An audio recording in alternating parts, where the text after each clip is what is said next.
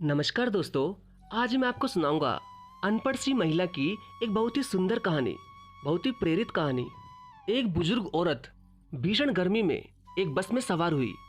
वह पैरों के दर्द से बेहाल थी, लेकिन बस में सीट ना देखकर जैसे तैसे वो एक कोने में खड़ी हो गई।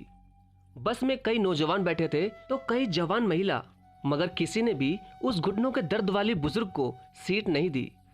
अभी बस ने कुछ ही दूरी तय की थी कि लगभग 40 साल की उम्र की महिला ने उस बस में खड़ी हुई बुजुर्ग को सम्मान पूर्वक आवाज दी और कहा, माता जी आइए, आप यहाँ बैठ जाइए।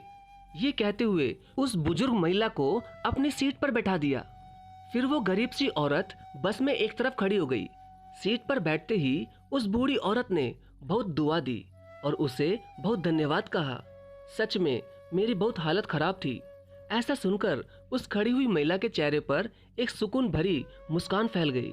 कुछ देर बाद बुजुर्ग महिला के पास वाली सीट खाली हो गई, लेकिन उस गरीब महिला ने एक और महिला को, जो एक छोटे बच्चे के साथ यात्रा कर रही थी और बड़ी मुश्किल से उस छोटे बच्चे को लेकर बस में खड़े होने में असक्षम थी, उसे उस सीट पर बिठा दिया।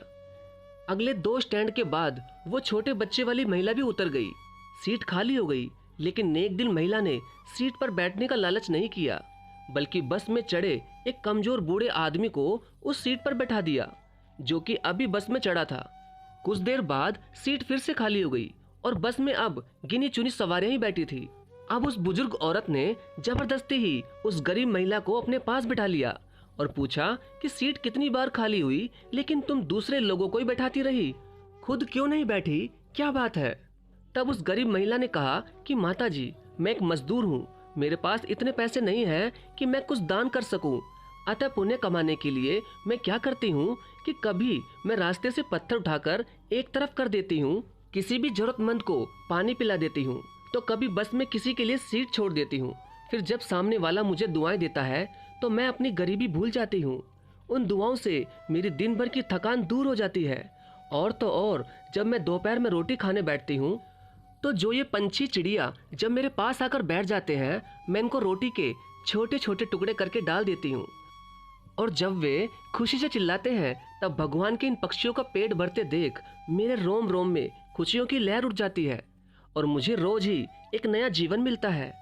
पैसा धेला नहीं सही, सोचती हूँ दुआएं तो मिल ही जाती है मुफ्त में, है ना माता जी? और हमें लेकर भी क्या जाना, यहाँ से सब कुछ यहीं रह जाएगा, बस जाएगी तो दान धर्म और दुआएं। उस गरीब महिला की बात सुनकर बुजुर्ग औरत की आंखें नम हो गई, क्योंकि एक अनपढ़ सी दिखने वाली इतना बड़ा पाठ जो पढ़ा गई। अगर दुनिया के आधे लोग भी ऐसी सोच को अपना ले तो ये धरती भी स्वर्ग बन सकती है। कहानी से मिली सीख से प्लीज एक कमेंट जरूर करें। आपके कमेंट से हमारा बहुत हौसला बढ़ता है। धन्यवाद।